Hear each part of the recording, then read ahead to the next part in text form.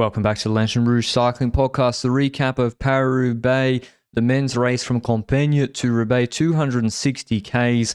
We did have as close as we'd get to a spring rainy Roubaix since the 2021 autumn rainy edition, but there wasn't much or any rain during the race, just rain overnight, but the ground has been so dry lately that it actually got soaked up very, very quickly. There were images circulating on social media of what looked like almost unrideable Mons-en-Pavel, Carrefour de l'Arbre sections, and by the time the riders got there, even though it was kind of overcast for most of the day, it looked in pretty good shape, the course, to me. 30 cobbled sectors, beginning with about 160 Ks to go, and the five-star sectors being Arenberg, Mons-en-Pavel, and Carrefour de l'Arbre, about 15 Ks from the finish.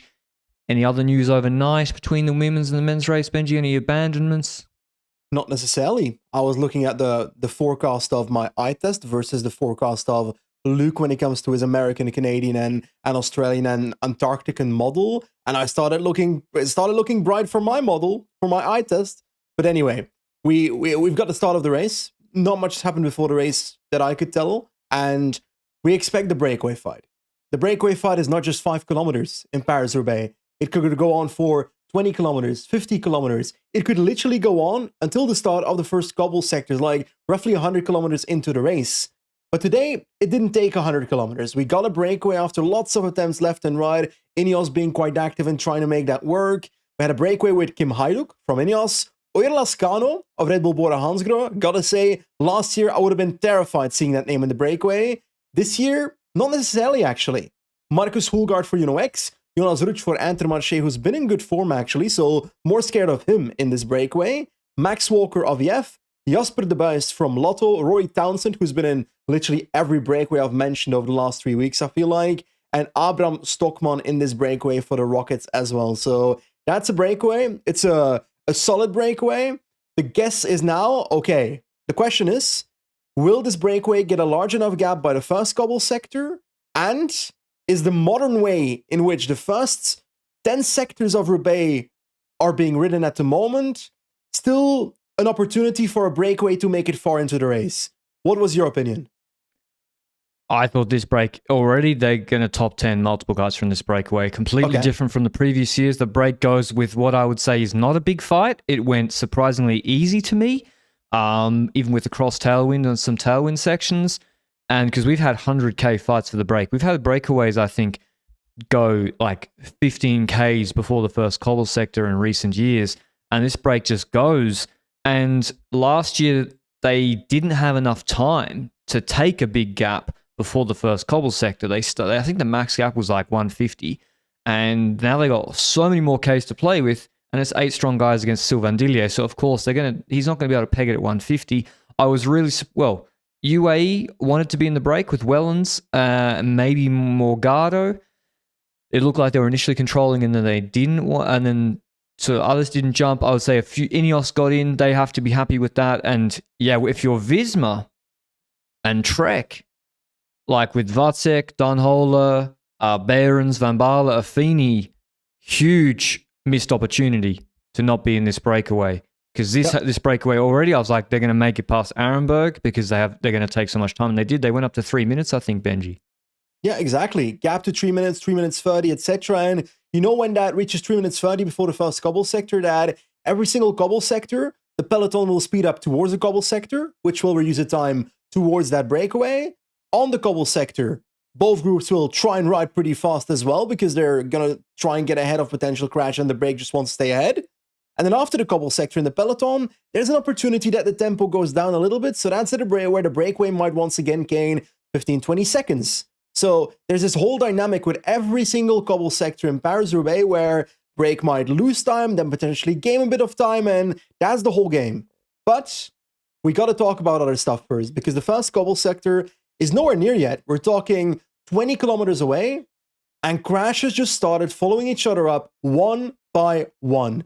Manlio Moro crashing together with Michele Gazzoli. If you don't know, Moro is the Movistar rider that crashed in Tour Down Under already. I think he broke his collarbone back then, and he seemingly has an injury as well from this crash, DNF'd according to that to what I saw on the TV, to be honest. So I think he left the race at that moment. Then not far after that, we see another crash. Albert Torres, another teammate of Movistar, sitting on the floor. Looks like he's about to DNF, and he does. Per Strandhagen is also involved. So that's a Visma Lease bike rider that is not present in the group now. And then a big crash, or a crash that happens somewhat off camera. I feel like we see Mohoric, who crashed. Aiko Bastian sitting on the floor. Riley Pickrell sitting on the floor.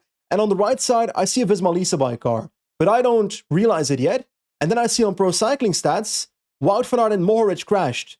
So I'm like, did Wout van Aert crash or did he not crash? Turns out he did crash on his knee, because from this point onwards in the race, his knee was kind of impacted, but it didn't seem like initially it was the biggest crash either, you know?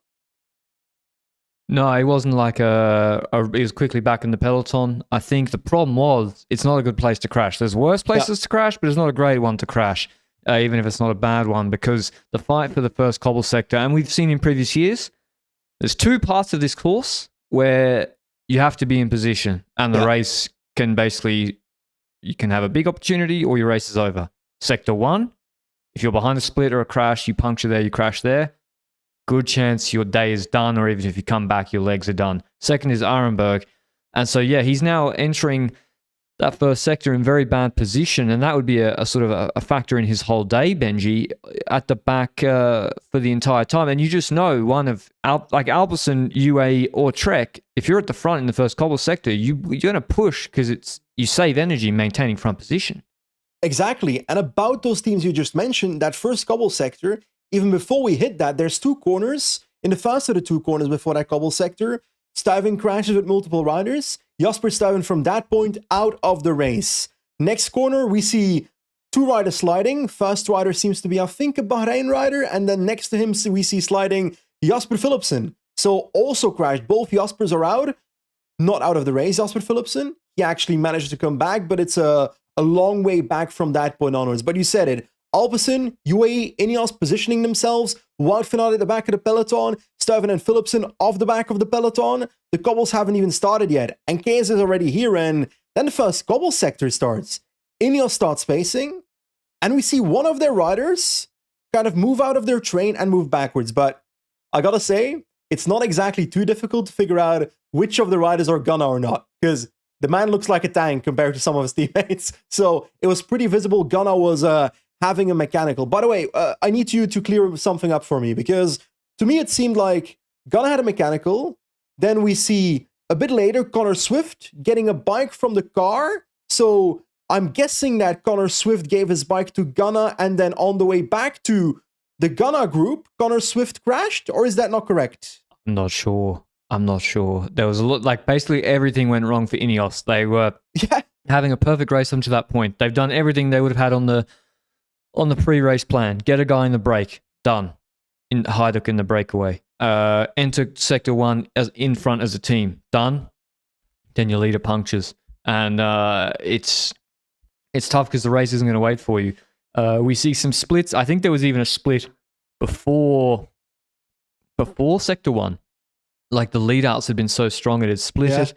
I think because of the crashes, maybe. Yeah, because the Philipsen crashes. crash. Did you mention the Phillips and Stuyven crash? Yeah.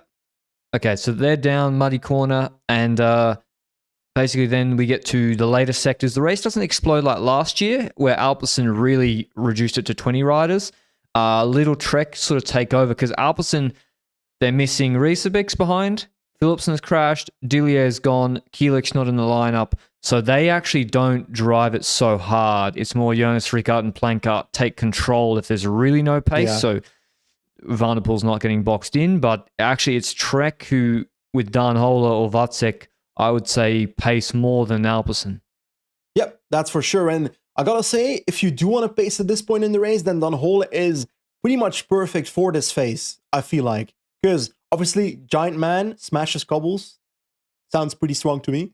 So we saw that, a Dutchman, so Luke was celebrating. Now, outside of that, it also gives an indication of the state of Jasper Stuyven, right?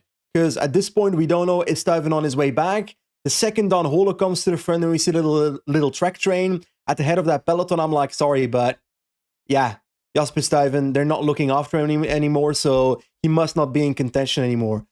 Just to have a bit of a a bit of an indication here as well. The first sector started with a gap to the breakaway of 3 minutes 32. After that one sector, the gap was down to 2 minutes 30. So a full minute gone. Then it goes up a little bit after that sector to 2 minutes 45 again. Then it goes down again on the next sector. So that's the kind of vibe we'll see when it comes to the breakaway gap on the next couple of sectors. But you pointed it out nicely. How worrying was the positioning of Wout van Aert on the next couple of sectors? Because you said it already. First sector, Wout van Aert's at the back of the peloton. I feel like after that first sector, I saw limited Visma riders. I saw the likes of Brennan looking great, 19 years old, still present in that group. I think Affini was still present in that group at that point. Next to that, also Julien Vermote, maybe the surprise of the four, and Wout van Aert, who was in the worst position at the back, right?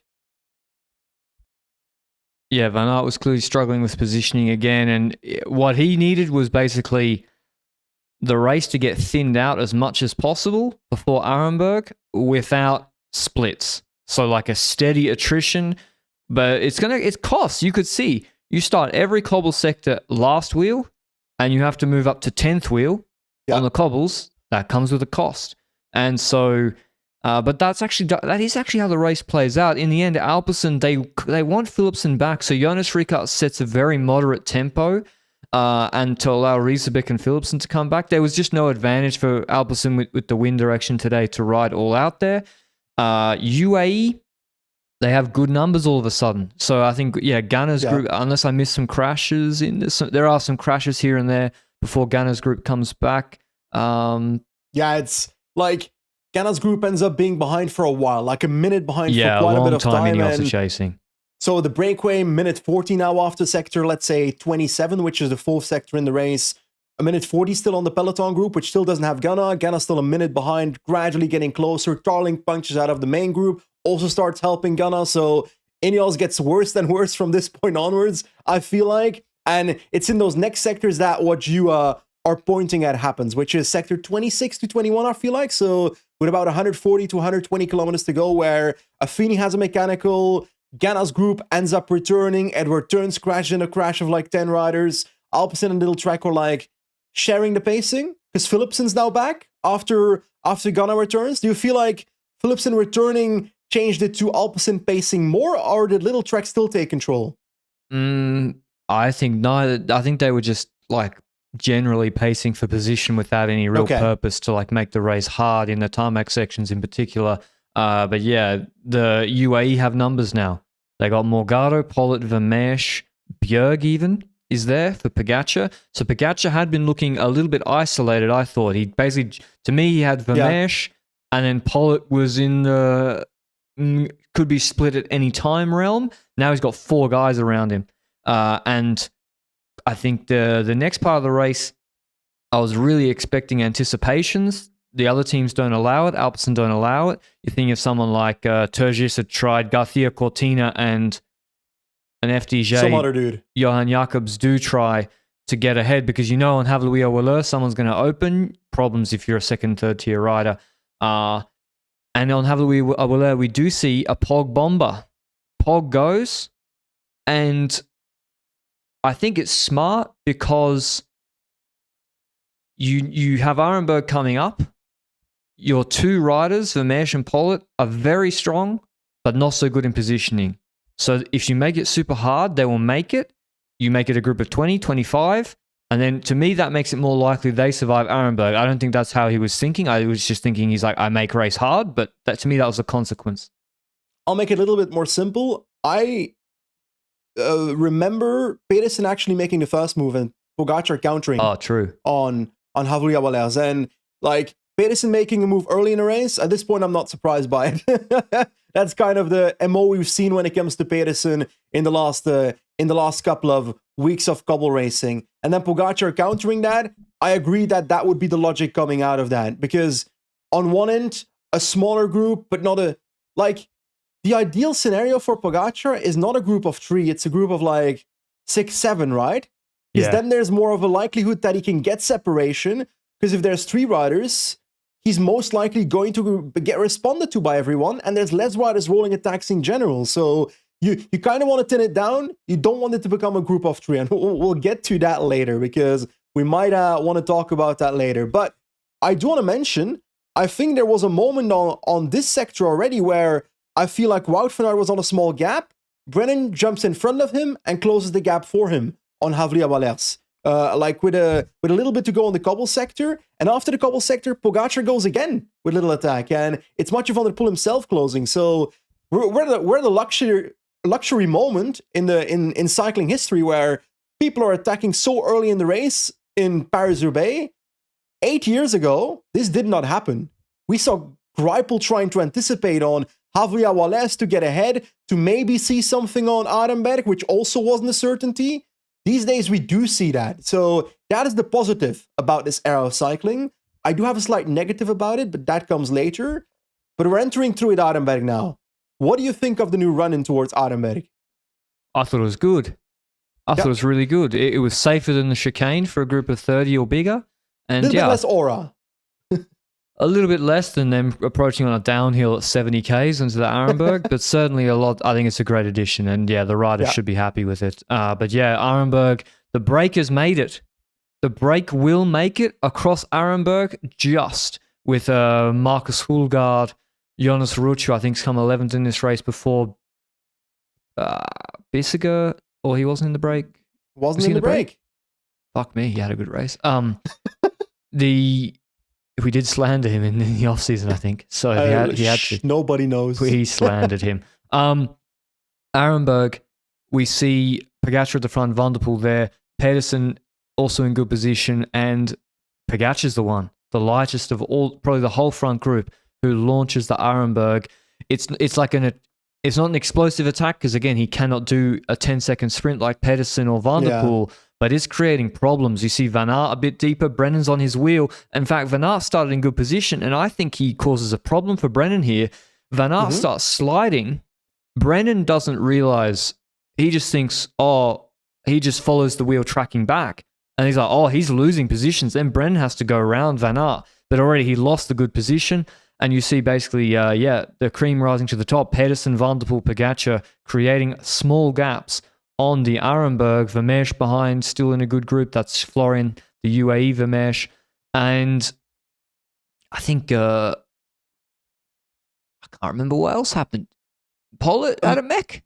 Yes, at the end of the sector, he was stumbling on the right with a mech, but he wasn't at the front of the race anyway when that mech happened. So it's not like he was in this group that was created. I swear there were like two groups after Arenberg, and Van der Poel tried to push the first one a little bit, realized it wasn't necessarily going to work, and then a group of 14-ish came together. I think Brennan brought the second group back, which Wout van Aert was not a part of, to be clear. Wout van Aert was in a third group of Arenberg, and that's going to be important here because that means he's not back in that 14-man group. I'll go over the names quickly. Van der Poel, Philipsen, Gianni Vermeers reported here as well. Pedersen, for Little Track, the only rider of that team. I'll get to you for that in a second. Pogacar, Vermeers, so two riders of UAE. Brennan, the only Visma Lease bike rider. Remember, 19 fucking years old. Joshua Tarling for Ineos. No Ghana here. Lascano, Van Dijken, Bissiger, Hulgaard, Teunissen, and Ruch. And I'm pretty sure Fedorov was there as well, to be honest, because I saw him there. Fedorov was looking really good. So Astana good, not even surprising at this point. But Van Aert wasn't looking good. It kind of looked like his race might already be over. If you're getting dropped on Arenberg and guys like, Fedorov are closing it easily, that's a problem. That's a concern for your race. And indeed, Brennan was the only one holding down the ship for Visma. Again, Ganna's gone. So I don't know if Ganna had a mech on Arenberg or he was cooked from just catching before. But he's out of the race pretty much. Yeah. And these breakaway guys, they've just made it. So they've just made it, and now your race is on. And this is the third phase of the race, let's say. First phase, break formation. Second phase is first sector to Arenberg. This is the last phase.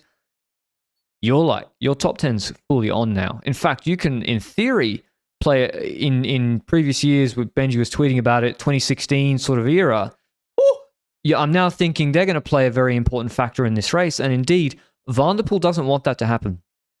Van der Poel immediately wants this to be a 1v1 fight, all with Philipsen against the strongest. He does not want tactics, doesn't want a Van Baarle anticipation, doesn't want breakaway guys causing problems, because he also he's not surrounded by 5 guys anymore or like last year. And so, yeah, he's pushing it a lot out of Arenberg, and Pogacar was suffering big time. He seemed to be suffering because, like, I swear there were multiple attacks here. You said it first, the anticipations that Van der Poel didn't want, and then it was attacked by Mathieu Van der Poel first, Teunis and Pedersen following, and the second attack is the one you're pointing towards. Van der Poel attacking, and Pogacar struggling, in my opinion, to close it at that point on the asphalt. He was literally folding himself in 2 or 3 pieces. If that is even English, I will pretend it is for a second here. He was trying to fold himself to close that gap, and he just about did it. So that was a massive move by Van der Poel there. And the one benefiting that scenario is that if Mathieu Van der Poel attacks and the others have to close it, then Philipsen is the one in the wheel. And it's a group of 5 that forms out of this last attack, the one you're mentioning. Mathieu Van der Poel, Philipsen, Mats Pedersen, Tadej Pogacar, and Stefan fucking Bissiger. Formal apologies to the nation of Switzerland. So Stefan Bissiger, his family, his king, president, whatever Switzerland has, the cheese that comes out of the country, the chocolate, expensive chocolate. Shit. Yeah. I agree. The gold stuck in the vaults. I am truly sorry to everything about Switzerland and Stefan Bissiger for slandering him at the start of the year for being not even a BTEC time trialist anymore. His time trialing is just not good enough to be relevant. So he had to do it elsewhere. I think he came like second in the UAE Tour TT as well, Ben. No, I'm not going to do a second apology, bro. Like, they're getting one. I'm not apologizing. Like, Switzerland is taking a hand, and now they want an arm here. I'm sorry. So I'm going to give back to Bissiger. Their army don't do shit. Don't worry. At least they got Swiss Army knives. Come on. True. That being said, apologies to Bissiger. Great race. This is it. Because you've got 2 Alpecin, Van der Poel, Philipsen, MVDP's riding all out to create the gap, and he's making it. Why wouldn't he want this? He's got a group of 5. He's got strong guys that he's not afraid of, and he's got a teammate. Bissiger as well. I'm relaying with these guys for as long as they don't attack me. Yeah. Because it could have been Bissiger that's on the receiving end of this in Group 2. And you see Brennan panicking, trying to drive this back. He's getting not enough help. He'd already almost ended his race. I would say, like, Brennan ended his race today, closing the initial MVDP bomber after Arenberg the first time. Yeah, but he's 19. No, I'm not criticizing. I'm just saying, like, if you're making this move as like a guy hoping for a top 5, relay. I agree. Again, this is a bit, people, I know after RVV or before RVV, people would have said, why would you say that MVDP shouldn't relay with Pog? In the end, he shouldn't have relayed. I don't know why Pog relays here. I don't know why. Because UAE's tactics to me, and they looked really good. Was you get Vermeersch, because he was anticipating. Vermeersch went with like a Bissiger type operator. Yeah. Vermeersch podiumed this race for a reason. This is his best race. Like on the calendar. Yep. And Van der Poel knows he doesn't have teammates. Philipsen's there. That's not a teammate like a Gianni Vermeersch to pace. That's a sprinter that can follow wheels. And we'll see that later. I think Pog shouldn't have relayed here. I think he should want Vermeersch up the road, even in case, and then that forces Van der Poel to attack him. I think there's an argument to be made there. I think there's 2 ways you could look at this. If you're confident that you can beat up Van der Poel and Philipsen 1v2 and those others as well in the group 1v4, if you know you can drop these guys and beat them, then you can relay with them. Sure. But on the opposite end, I didn't believe that when this race started. I didn't believe Pogacar could beat Pedersen, could beat Mathieu Van der Poel, could beat Philipsen probably. I saw a possibility to drop Philipsen on this parkour, depending on the form of the last 3 weeks. But that being said, Van der Poel and Pedersen, I didn't believe in that. And then, what is your likelihood of winning this race? It's having multiple riders to attack the riders that are on paper better than you. So I would have enjoyed seeing Pogacar not ride, but then again, that's also not in his DNA, you know? It's Pogacar. Like, have we at any point seen Pogacar not relay outside of maybe a Tour de France scenario against Vingegaard? No, you're right. It's usually the other way around there. Yeah, exactly. Like, Van der Poel is always going to relay in Flanders. It's like an honor thing. And in San Remo, They're just going to relay with each other and hit? Yeah, because I was thinking now Pogacar has to do everything unless Pedersen does it for him, I guess. And listen, Pedersen, I think being there was helpful to Pogacar in the long run. But yeah, I was surprised to see, because then immediately I was like, Van der Poel's got this. To me, like after Arenberg, I got to say, because look, just watch the Van der Poel's attacks after Arenberg on the tarmac and Pog suffering. I was like, he's got numerical advantage, faster sprinter. He looks stronger on the explosive efforts on the tarmac. He's technically better. I think this is big. This is huge advantage, Alpecin. I fully agree. My main hope for Alpecin to be beaten, as in, I wasn't hoping for Alpecin to beat. I was mainly hoping for a good race, you know? So I was hoping for a good race until the Velodrome, and my opportunity there was Mess Pedersen. Because Mess Pedersen can beat Van der Poel in a sprint every now and then. I wouldn't say it's a 9 out of 10 chance. I'd argue that it's a 50-50 chance depending on the starting speed in the sprint, the scenario, where they are in the group, stuff like that, what happened in the run-up towards the Velodrome. So it's not a sure thing for either when they go to the sprint. So Pedersen is where it's at for me. But I do have to talk about something here. We haven't spoken about it yet. This 5-man group exists. And in this moment, Pogacar looks a bit fucked for a second, in my opinion. He didn't look super right now in the race. With 80 kilometers to go, we're talking after Arenberg, and we see the UAE team car, despite the gap being 35-40 seconds from group 1 to the chasing group, flying past the chasing group, nearly killing a UAE rider in the process, in my personal opinion, and getting to the front, which is, according to the UCI rules, in my opinion, in my memory at least, the gap was nowhere near a minute. It needs to be a minute for a car to enter that gap. It's not allowed for that car to be there. And the driver was riding like a lunatic. Like, there was a point where Pogacar got something from the car and the car nearly hit him, or was that Pogacar's mistake? I think Pogacar was fucked. Okay. I think, because we've seen Pogacar when he's like heart rate, when he's done a huge effort, and then he crashes a lot. Strada Bianca, Spandel, and the car to me was not following a normal line, and Poggy drifted too much to the car to the left. Okay. Also, we could see we see blood coming out of his wrist, and like, did he crash? I don't remember him crashing. His watch, the horrible contraption they have that they have to wear, terrible looking things. It's cut into his wrist with all the bouncing of the cobbles. So, mate, imagine riding Paris-Roubaix, and you're halfway, 2/3 into the race, and the only place of your body where blood is spewing out is your arm because you're wearing a 340,000 euro watch. They must be wearing a fake one or real one. It's all the same shit, isn't it? It's like what it costs. Well, the fake one costs like the real one, apparently. Yeah, exactly. It costs $200 to make anyway. For the both of them, and yeah, it's cutting into his wrist. So that's, I think, more. You just don't need another thing annoying you. Your legs are hurting. You're at the limit. You're being 66 kilos shuttered around the whole race, and then you've got this thing. It just would be another annoyance.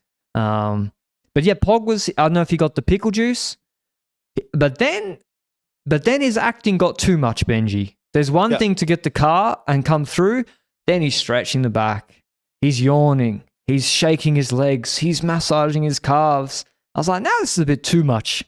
And also you're relaying still pretty strong. By the way, group 2, forget about it, gone. They're out of the race, not coming back. Like Van Aert, Brennan, I don't know. Ruch, Hulgaard, punctured by now. Yeah. We have to make that clear, because that was my outsider pick from the preview podcast. Fedorov punctured out of the race. Otherwise, I think he would have beaten the winner here, but that's just my opinion. Anyway, next phase of the race, is that the Sector 15?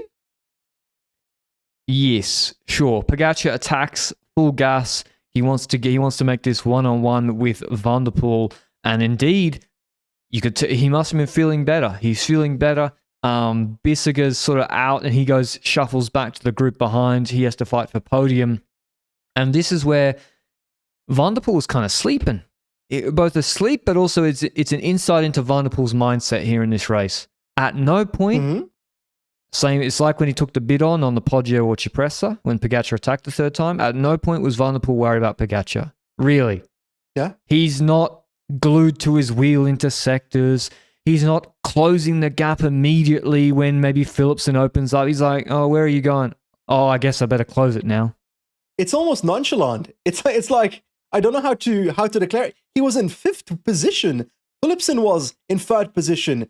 It was Pogacar attacking Bissiger, who was scrolling back, Pedersen, who's trying to get past Bissiger, and then Philipsen and Van der Poel are just not really caring about Pogacar's attack and see what the others do first. And it's Pedersen that bites first. Pedersen bites first, trying to get around Bissiger, who, according to some rumors, has had a mechanical on that sector as well. I think it might have been Luke that mentioned it. So if Bissiger punctures there, Pedersen goes around Bissiger, Pedersen, puncture. And that's a massive, massive influence on the race, in my opinion. Because Pedersen puncturing here means that, well, first of all, Bissiger and Pedersen are out of this group. So now it's Pogacar being chased by 2 other riders, which is Van der Poel and Philipsen. We see Van der Poel attacking Bissiger and Philipsen staying on the wheel of Bissiger and Van der Poel closing down the front of the race, which is Pogacar. Did you see any suffering in Mathieu Van der Poel closing Pogacar there? No, he did it easy this time. I think he looked... But it's unnecessary. It didn't have to happen like this. And then suddenly, like I was thinking before, Pog should wait for Vermeersch. Okay? That's not happened. Bissiger and Pedersen were relaying. The Group 2's out of the race now. Forget about them. Waiting's not an option. Now Pogacar's kind of in a... He gets kind of put in a good position because I think Alpecin played this next phase strangely. First of all, Pogacar's tipped his hand. He's fine. You don't know. He might be stronger than Van der Poel in the final here. You don't know what could happen on Carrefour de l'Arbre. It's another hour and a half away, or hour and 40 minutes after Arenberg. Who knows what could happen to Van der Poel's energy levels? Pedersen's out of the race. So now it really is... If for Pogacar, your dream situation is Alpecin relay with you all the way through to Carrefour de l'Arbre, and MVDB can puncture.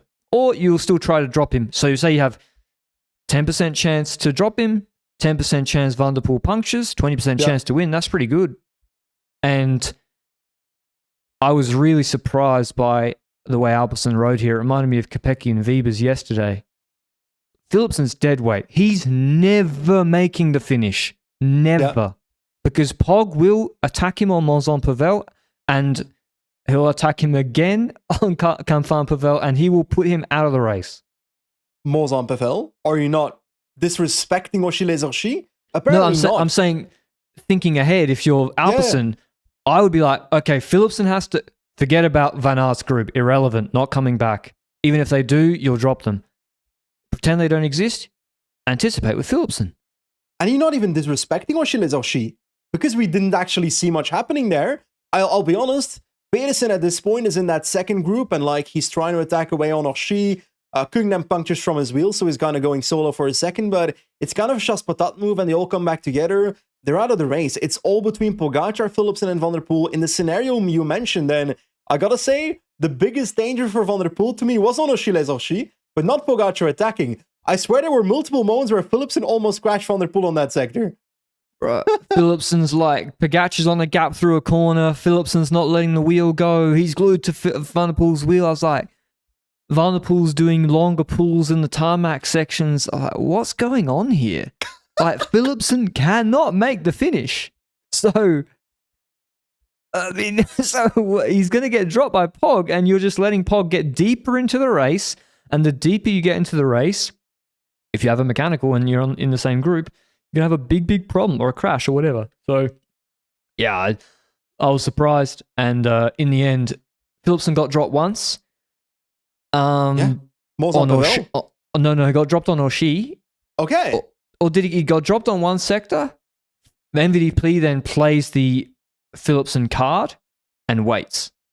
And Philipsen comes back. But I could be wrong. Comes back. Okay. So it was Van der Poel's attack actually that exposed Philipsen, which is it's like Kopecky's attack yesterday. Yes, true.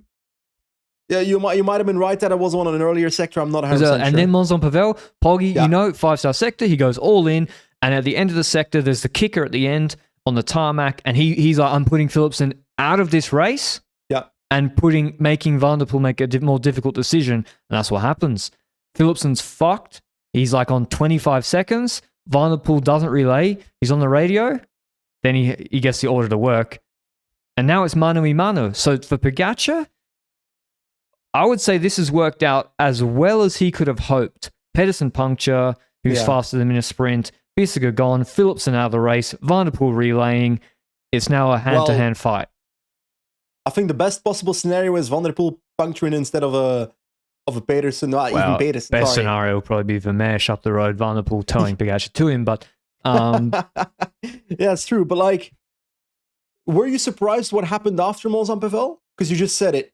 Van der Poel attacks Pogacar, exposing Philipsen. We see Pogacar encountering, dropping Philipsen properly. And the gap is like, it's not 15 seconds, 20, 25 seconds. Oh, he's gone.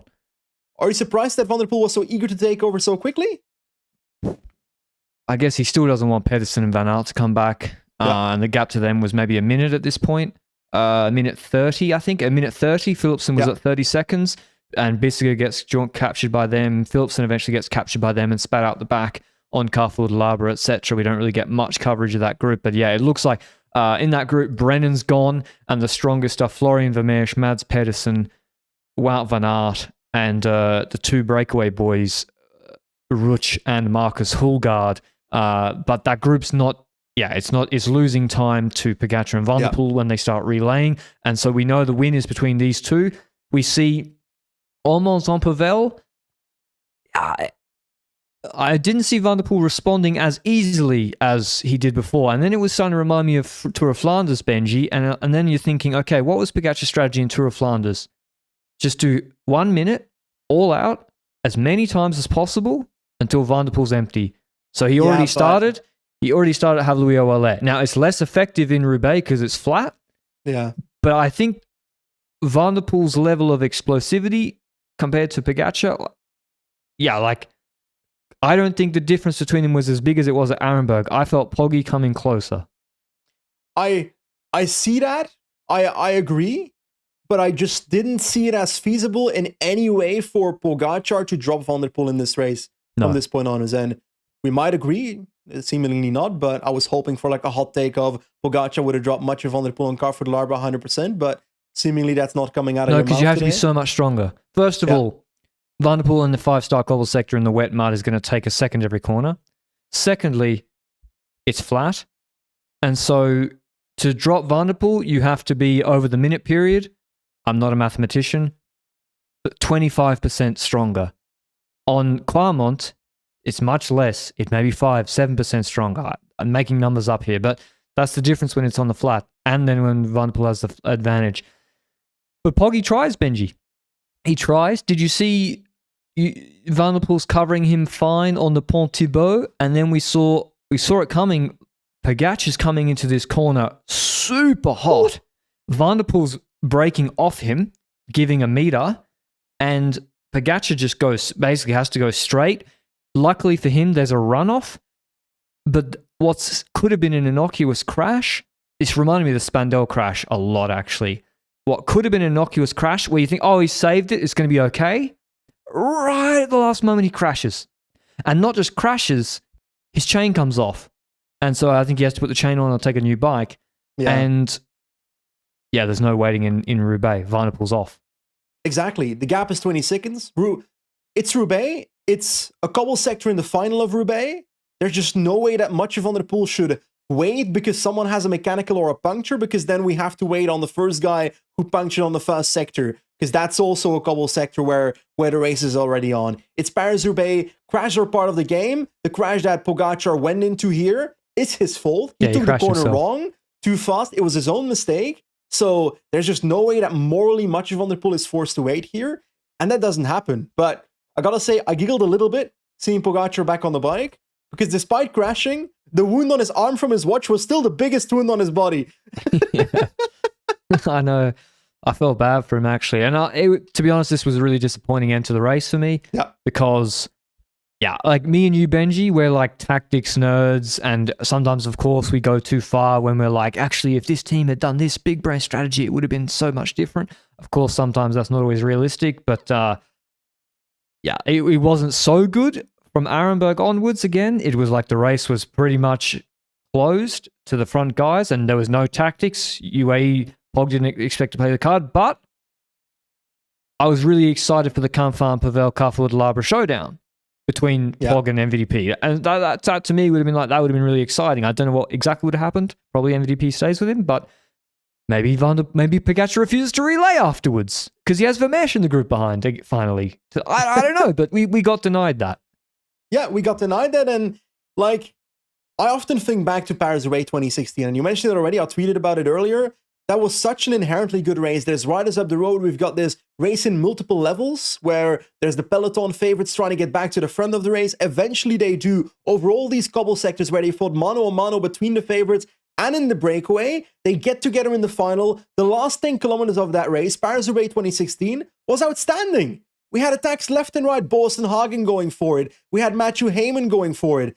Was it maybe Stannard? I'm not 100% sure. Probably not. I think Boston Hagen was the Ineos rider, maybe. We had so many attacks left and right in that group, and at Bonin attacking multiple times. It was just such an inherently good final where you didn't know, is this move going to be the one that makes it to the line? Or is that going to be the one that makes it to the line? Like, a Paris-Roubaix where it's all decided in the final, it was a good race up to that point, is so incredibly good. And today, let's be honest about it, after the sector after Arenberg, from that point onwards, the only attack that dropped anyone was Van der Poel dropping Philipsen. Other riders were dropped by mechanicals or crashes, and that's Paris-Roubaix. It's part of the race. It's part of Paris-Roubaix, but it was on the high end of the balance when it comes to crash and puncture influencing so much that we didn't really see the mano-a-mano fights I'm looking for in Paris-Roubaix. So maybe it's because we're spoiled when it comes to modern day cycling, but I wanted more of a fight, you know? I'm a bit disappointed. Yeah, it was a bit of a flat ending to the race. Like, Pogacar's taking the gap down from, I think it probably peaked at 25 seconds, not 20, and it gets to 14, 12, but then the problem is, again, some maths for you. Like I said before, let's say Van der Poel and Pogacar have the same threshold. Now, Van der Poel can ride just below his threshold. He's not overextending. You can see he was not overextending. And then when Pogacar is taking a long time to come back, and then it gets to about 12 seconds, and then I was like, okay, they gone through another cobble sector. If Van der Poel squeezes for 5 minutes here, and then and then Pogacar will have to ride to close it at 50 kph. He has to ride so much above threshold, and he's already had to do a big effort, and they're already fucked. Yeah, you're just not going to close it. And Van der Poel, he played it so well. He didn't go overboard, smashing it when Pogacar crashed. He waited for him to get to 12 seconds, and then you're like, okay, he's coming closer. You put the knife in, and that's what he did. And he goes solo. Essentially to win the race. We can cut it short there. There's a couple of things on the way. A spectator threw what Van der Poel said was a full bidon into his face. And I can't remember what cobble sector, which is just... someone threw a cap at his... Did a woman throw a cap? Remember when a woman I don't know about a cap, but I'm certain that there was a bidon this time around, and like, throwing a full-on bidon, getting that into your face, I'm sorry, but that's a weapon. Like, I'm not kidding, that hurts a lot. So you saw Van der Poel's reaction to, whoa, like, that's a crazy thing to do. So we didn't see the person doing this. There's pictures online going around where people drew like a circle around a certain rider, a certain spectator, to like blame that spectator and witch hunt that spectator. To be clear, don't do that unless you're 100% sure that person was the one involved, because I've seen a few where it was the wrong person, and we don't want to see the wrong people witch hunted. That being said, whoever threw it, I hope they get identified, because they should spend a couple of days in jail, in my opinion, because that is just... You're not a cycling fan. You're just assaulting someone on TV. Not that it matters where you assault someone. And it's a luxury that fans get to watch the race for free on the side of the road with no barriers. And I'm not a traditionalist, Benji. I liked watching the COVID races with no fans, actually, because there weren't races being decided by this, this nonsense happening or fans getting in the way or whatever. And it would be a shame if if that had affected the race. Luckily, it didn't, but Van der Poel said it really hurt because it was a full bid on. He's riding at 50 kph, hits him in the face or the chest or whatever. So, yeah, disgraceful behavior. And, yeah, the woman last year, or whoever did it, I think they, in theory, got exonerated, but I've cut up a few videos in slow motion in my time.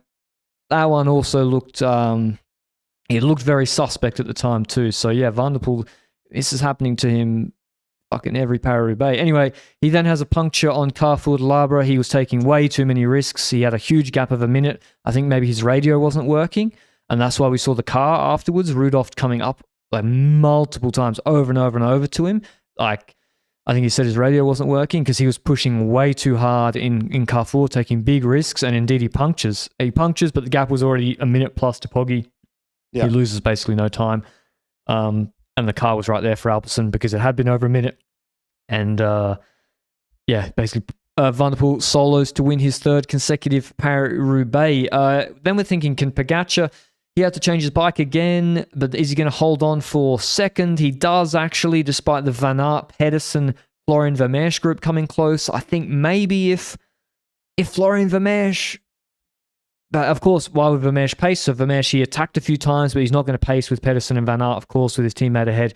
Van Aert tries to attack them in the run-in after Carrefour de l'Arbre, can't get away, and Pedersen wins the sprint for the last podium spot. Third, Van Aert fourth, despite looking out of the race, frankly, on Carrefour de l'Arbre. Vermeersch fifth. Jonas Ruch, write it down again. If you go in the early break, you're going to get rewarded. Sixth, Bissiger seventh, Hulgaard eighth, Wright ninth, in what I would say is the peloton. Lawrence Rex 10th. The peloton. Yeah. It's groups of 7. That's a very, very wide description of the term, but I'll accept it. This time, no Van Dijk being disqualified for crossing the inward line of the velodrome, so that's an improvement when it comes to the brothers there. But I gotta say, like, Van der Poel didn't do many things wrong in this race. He not crashing is not just luck. There's also skill involved in that. The same with, people also say punctures are 100% luck. Luck is definitely involved when it comes to punctures. Well, you can see when they're coming though. It's also equipment and it's also skill a little bit, because depending on how you take on a cobble can impact if you're gonna get a mechanical or not. I believe that if Mathieu Van der Poel does what Pedersen does, passing Bissiger to get to Pogacar, Van der Poel will not puncture there. I agree, and you could see on Carrefour de l'Arbre, like, oh, he's going on off the cobbles, he's going into some deep gravel sections, he's then smashing back onto the cobbles. I was like, it didn't look as smooth as Van der Poel in say, Mons-en-Pavel. You could actually see almost the puncture coming. Now, maybe the bike was working like that because he already had a slow flat or something. I don't know, but you can sometimes see like, oh, he's riding like, he's really not respecting his bike right now. I wrapped up the top 10 already. I would say, it's hard to say because of course there's, bidons thrown and there's crashes, of course. I would say a pretty safe edition of Roubaix. There wasn't like the diversion for Arenberg, that's got to be kept in forever. Safest Arenberg I've ever seen. 100%. And the crashes weren't necessarily caused, in my opinion, by race-related issues. Yes, yesterday Cat Ferguson was crashed by a spectator. Might have been Tiberi. That's just my opinion. But good joke, right? I trained on that all night. I wrote that last night. I was like, I gotta slip this in the podcast today. But when it comes to the rest in today's race, I didn't see much that was like spectator done by, except for the beat-on or any crash that were caused by traffic. There was one crash in like a traffic island, but it was well padded and stuff. So you can't blame the organizers in that case. Like, I would say I agree. A pretty safe edition of Paris-Roubaix, a safer edition than the ones we've seen in the past. And last year we complained about the chicane being a potential danger. It didn't end up being a problem last year, but despite it not being a problem, they still improved it towards this year. So credits to the organization for doing that part. And when it comes to the riders itself, like, Brennan, fantastic race. That guy keeps proving himself as a 19-year-old. Doesn't finish anywhere close because I think he blew up in the final. Yeah, but Brennan, there's a very big difference, all due respect, between riding like Lawrence Rex or how Brennan rode. And that pays off in the last 45 minutes of the race. Yep. And so and same with Van Aert. After Arenberg, Brennan spent huge bullets twice, once successfully, once not, closing down Van der Poel. It didn't end his race then. It ended his race later on. And he's 19 years old, as you said. But yeah, Benji, he's like the future. Yeah. I mean, yeah, crazy. Like, this is a race for experienced riders. That's also, we should give some more props to Pog, but I'll just pick on Brennan as well. These are first-time starters in Roubaix, both of whom got added last minute. Who was the guy that won it first edition? Was it Colbrelli? Maybe. I think it might have been. Colbrelli special edition, though. Special edition, special year. Yeah, I think so as well. He did it once. It was the first time he won. Fuck me. Colbrelli 21. Remember in Euros when he followed Remco on the climb? Man. Oh, the golden age of the podcast. No, that is yet to come, everybody. That is yet to come. 21 stage races were dog shit. Class monuments were good. Monuments now 50-50, but the stage races in 21 were, I thought about giving it away, to be honest. Like, Pogacar and Roglic met in some Slovenian hut, right, in January, and were like, this is your schedule. And then in week one, Rog crashed himself out, and then the Tour de France was also over, so they didn't even fight at all. I'm off topic. Pogacar, incredible performance, 65 kilos. He's the one attacking on the final cobble sectors, not MVDP. And hats off to him. I would have liked to have seen what would have happened on Carrefour de l'Arbre Carfin Pavel. It's a shame we were denied it, but I think he'll be back. I don't think Gianetti's going to be able to keep him out of it. Yeah, like, this is the performance I was somewhat expecting, but mostly hoping for when it comes to Pogacar. I wasn't expecting him to win the race, which, like, he didn't win the race, but he maybe came a little bit closer to actually competing for the victory than I expected it to be. I saw an opportunity for the podium, but most importantly, Pogacar coming into the race, the biggest effect is the entertainment. He blows open the doors. He tries to attack lots of sectors. It's not like he attacked in stupid ways either. It made sense where he attacked, in my opinion. Like, we said it, there's maybe a few moments where he maybe shouldn't have paced with the group, whatever, but those are like tiny details in the end. Like, he loses, he crashed, he punctured. His mistake was taking that corner too wild, and maybe with a couple of years of Roubaix in the legs, he might not make that mistake. Maybe that's a thing like that. Maybe that's because he's so a bit cooked after that attack that he's like, I don't know, that he's making a mistake like that. It's all possible, but at the end of the day, it's part of what makes him a great rider, that he keeps on attacking stuff like that, and that he's so versatile. And like, I can keep ranting and ranting, but his palmarès speaks for himself. He can literally podium every monument. He can win every monument on paper. We said it 4 years ago in like this little clip on the channel we had where, can Pogacar win every monument? We said he can win Roubaix, and Milano-San Remo might be the hardest to win. Do you still believe that after today? Yeah, for sure. Yeah. Because he's one MVDP puncture here away from winning. And MVP did puncture. He literally did puncture on Carrefour de l'Arbre. So maybe 2 MVDP punctures, or a better time than MVDP puncture. Yeah, or maybe MVDP just is missing for what. But if MVDP is not in this race, with Vermeersch looking so good, but then again, Pog would have won easily. He would have won easily without MVDP in this race. I'm staying on my opinion that if Pedersen doesn't puncture, I believe he stays with Pogacar. Yeah, but then I think but you still have Vermeersch close, and Vermeersch was top 5 strongest in the race, or maybe he benefited from sitting on. It's what ifs, but I think Roubaix, the strongest rider, will probably win, especially if they got a good team, which Poggy does. Sanremo, Ganna can hold his wheel. He did. Most importantly, what would one day Roglic have done today? Roglic early break, got to stay out of the trouble. And then caught after Arenberg, he's like, what are these guys doing here? Hit by a hay bale on his way to Carrefour. That Miles Scotson crash, that road furniture had Roglic's name all over it. It looked exactly like the one where he dislocated his shoulder in the Roubaix stage in 22 and popped it back in, or where he's on the ground like doing this to pop his shoulder back in. The podcast players just heard you like move back and like fade out sound-wise. I was literally replicating, But one day Roglic bring him. I mean, Bora might need him back, Benji. Well, for the classics. yeah. Like, I don't believe in one-day Roglic. I like GP Denain one-day Roglic, but I don't believe it for Roubaix. That's your conspiracy theory, so I'll Dude, leave that in GP, your look camp. at Brennan and Vermeersch. Look at them here. Roglic would be fine. He would be fine. Mate, he would have broken 17 bones by the time Arenberg began. The worst crash of the day, because he just had his collarbone repaired surgery, was Behrens when Segart decided to just... I don't know what the fuck Segart was doing, actually. And then Behrens just went straight plowing in down on his shoulder again. So hopefully he didn't break it. His collarbone Segart's again. biggest issue is positioning. Like, every Fucking, single it wasn't cobble positioning, sector... mate. There's no one in front of him. He just decided to crash himself. Everyone's like, what the fuck are you doing?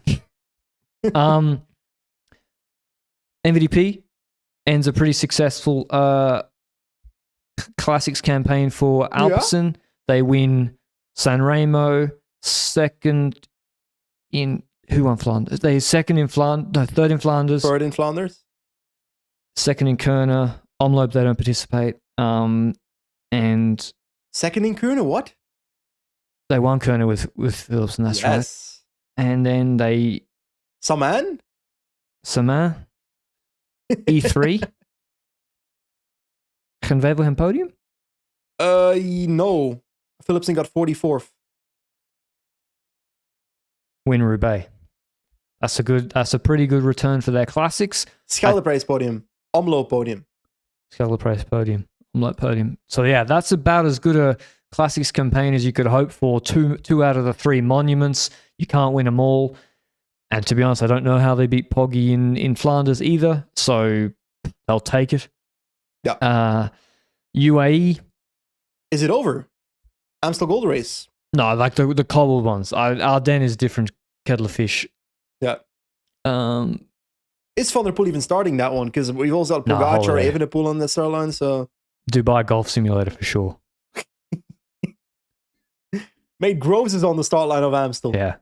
I don't see that. I'm sorry. I like Groves, but that's a bit much. Respect Walter Lindbergh, mini Amstel winner, Caden Groves. I'm not having that shit. Kalberg's back. What was I going to say? Yeah, Pogacar's got to be happy with his spring on the podium of all 4 one-day races. UAE also pretty good overall. I think Vermeersch was a big addition in this race in particular. Trek, Pedersen has his best spring so far, I would say, in terms of level. With, top San Remo, the weakest of the races, but then, podium in every race apart from Dwyer Stewart that he did. And then Visma Benji, a bit of a conundrum. Kind of, they have the opposite problem with Van Aert now. In previous years, he makes the group of Pedersen and Bissegger and then explodes on Mons-en-Pavel when Pogacar attacks.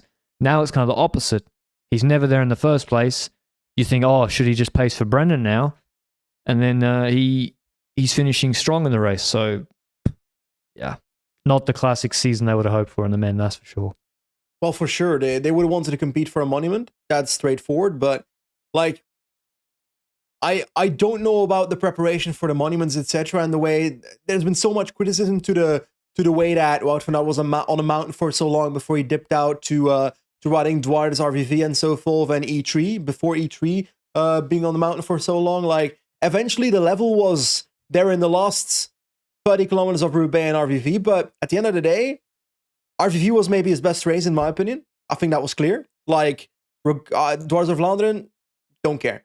RVV, his best level. Roubaix, I just expected more in the middle. Is that because of his knee being hurt by his first crash in the race?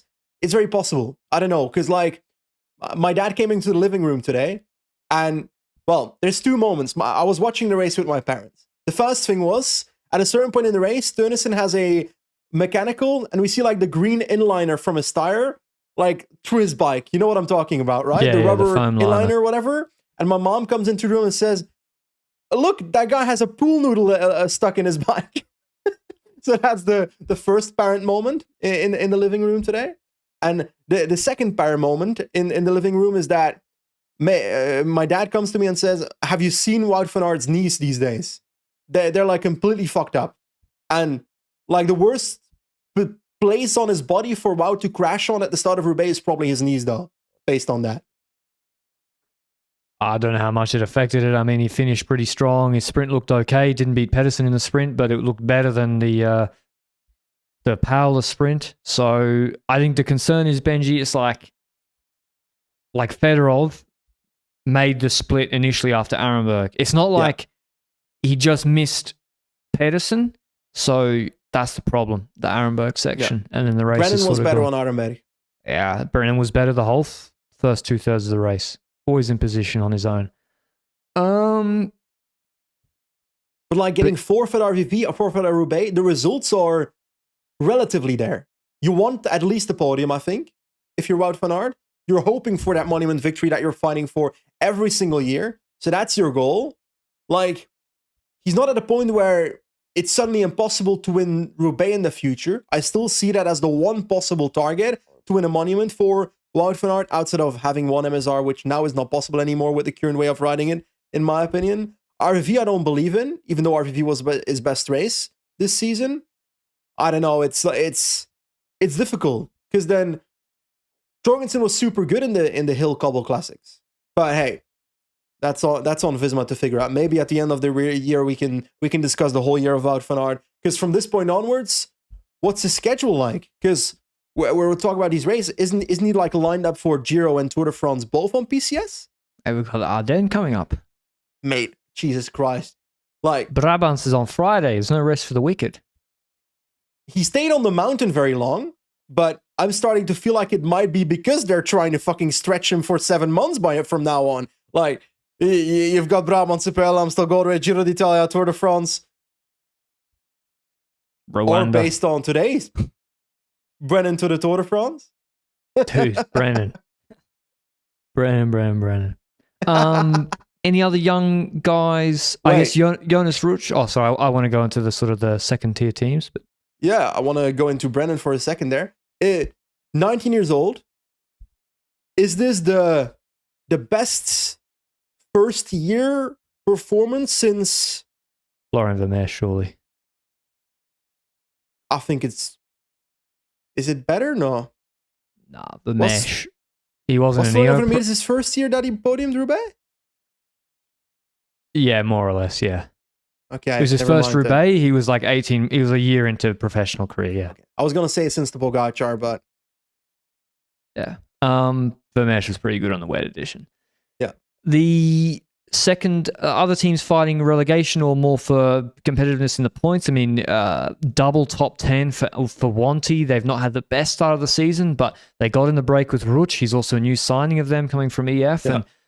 And he's been really good long power. Uno X take a lot of points, and they sort of not the day Astana might have hoped for. Initially, they had Case, Bol, Turnusser, and Fedorov in good position, but really bad luck took them out of the race. They still take a few hundred points, but for Picnic and Cofidis, it's looking really bad. Like, Cofidis don't have anyone in the top 40.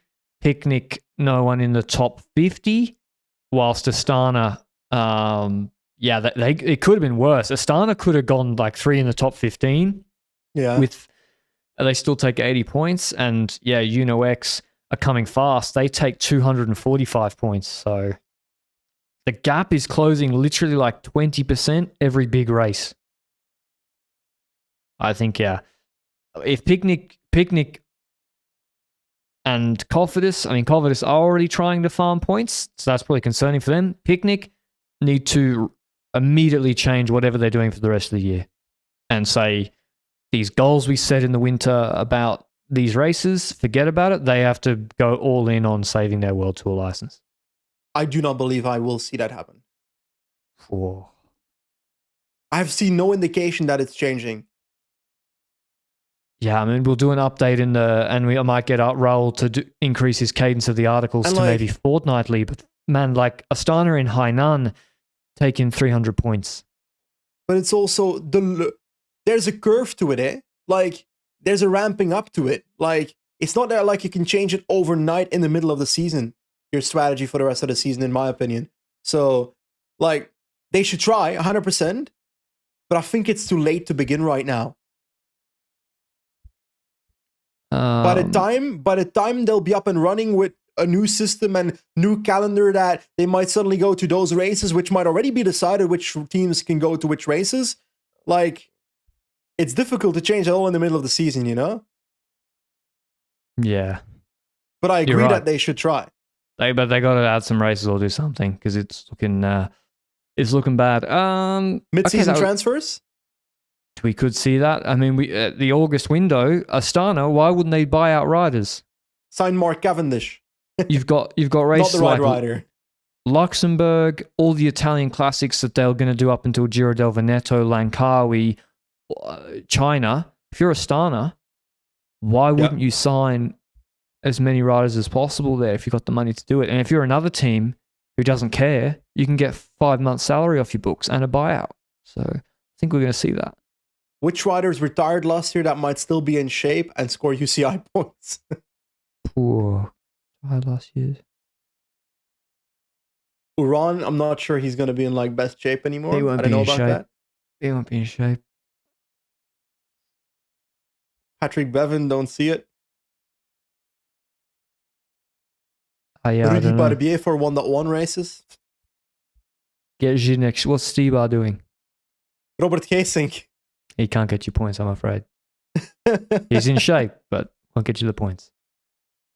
I don't know what Stibar is doing. I think he's doing like... didn't he have to stop because of heart issues? Luke says Greg Van Avermaet. Well, I don't think he can get you any points. He's on the motorbike now for Sportza. Oh, really? Doing like in-race commentary at the Tour of Flanders, I think. Riley Wiggins? I didn't watch it, so I couldn't judge it. Lance? How many UCI points, if you gave Lance 3 months' notice? How many UCI Is he on the whereabouts program going into those 3 months? True. How long has he got to do? He's got to probably got to give him 12 months' notice. Well, if you give him 12 months' notice, then he might be on the whereabouts program. Yeah. I don't know. Okay, that's our Paris-Roubaix. That's the end of the Cobble Classics season for now, or for this year. Hope you enjoyed it. And we'll see you with our weekly show either tomorrow or on Tuesday. We'll talk more things like relegation. We'll wrap up Basque Country and some other stuff like that. Maybe some transfers where the market's been pretty quiet with rumors, I would say. Until then, ciao, ciao.